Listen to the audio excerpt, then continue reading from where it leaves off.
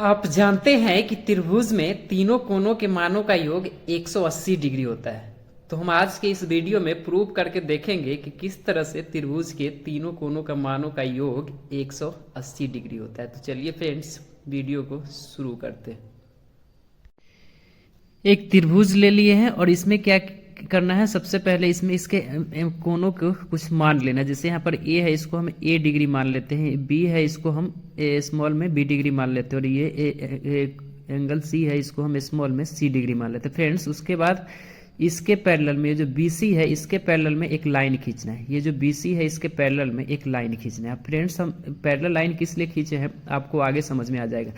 आप देख रहे हैं कि यहाँ पर ये जो लाइन है, यहाँ पर ये लाइन BC के पैरेलल है।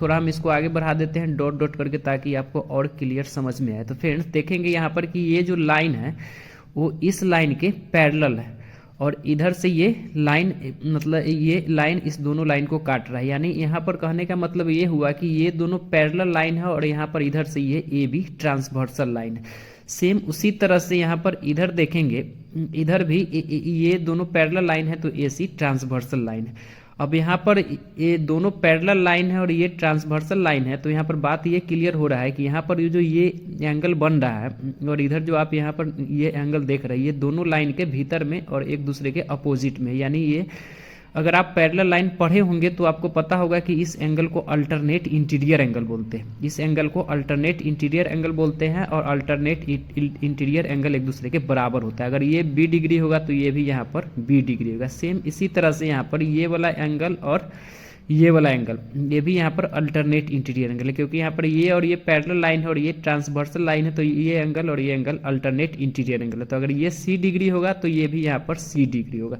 फ्रेंड्स। और एक छोटा सा कंसेप्ट और देखिए कि लाइन पर जो एंगल बनता है वो कितना बनता है, स्ट्रेट लाइन पर 180 डिग्री।